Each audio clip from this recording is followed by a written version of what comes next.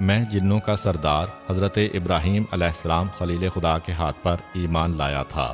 ایمان لانے کے بعد میں نے حضرت ابراہیم علیہ السلام سے خواہش ظاہر کی تھی کہ آپ مجھ سے میری شفاعت و بخشش کا وعدہ کریں۔ حضرت ابراہیم علیہ السلام نے کہا تھا کہ گناہ گاروں کی شفاعت کا حق میری اولاد میں میرے ایک بیٹے کو ملے گا جو مکے میں ہوگا، عبداللہ کا بیٹا ہوگا، اور ایک دن اسی مقام سے گزرے گا۔ اس کا انتظار کر، جب وہ آ جائے تو یہ درخواست اس کے سامنے پیش کرنا۔ پیغمبر اسلام نے اپنا دوسرا ہاتھ اژدہے کے سر پر رکھا۔ جا، میں نے تجھ سے تیری شفاعت کا وعدہ کیا، مگر اب اس راستے کو چھوڑ کے چلا جا۔ اژدہا تو واپس چلا گیا۔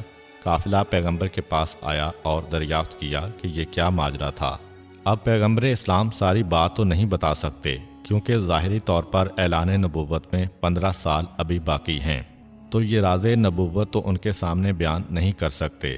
البتہ آپ قافلے والوں کو کہتے ہیں کہ اگر اس سے پہلے تم اس راستے سے گزرے ہو اور اس اژدہے سے ڈرے ہو تو اطمینان کر لو کہ اب اس کے بعد یہ کسی کے راستے میں نہیں آئے گا۔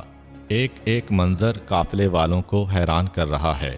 حضرت خدیجہ کا غلام میسرہ اپنی رپورٹ تیار کر رہا ہے اور ابو جہل کی حسد کی آگ بڑھتی جا رہی ہے، یہاں تک کہ تھوڑے دنوں کے بعد یہ قافلہ شام کی سرزمین میں داخل ہوا، اور شام سے مراد وہ علاقہ ہے جس میں آج شام، اسرائیل، فلسطین، اردن اور لبنان شامل ہیں۔ اب یہاں پہ روایت یہ ہے کہ جس راستے سے یہ قافلہ گزر رہا تھا، اس راستے پہ ابو جبیر نامی ایک راہب کا صومعہ یعنی عبادت گاہ تھی۔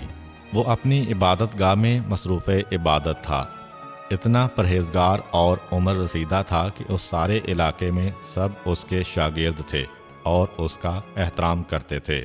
زیادہ پڑھنے اور زیادہ رونے کی وجہ سے اس راہب کی آنکھوں کی بینائی کمزور ہو چکی تھی۔ اب یہ زیادہ کیا پڑھتا تھا، زیادہ کس بات پہ روتا تھا؟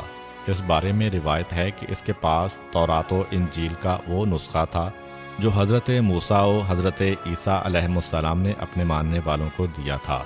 مسلسل یہ اس کو پڑھتا ہے، مگر ساری کتاب تو نہیں، تورات کے اس حصے کو اور انجیل کے اسی حصے کو جس میں پیغمبر اسلام کی آمد کی خبر دی گئی تھی، پیغمبر کی نشانیاں بتائی گئی تھیں۔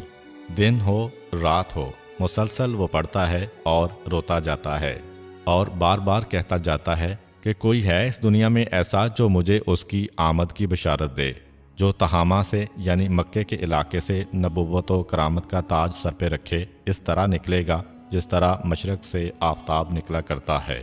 ارے کوئی ہے جو میری موت سے پہلے میرے کانوں میں یہ بشارت ڈال دے۔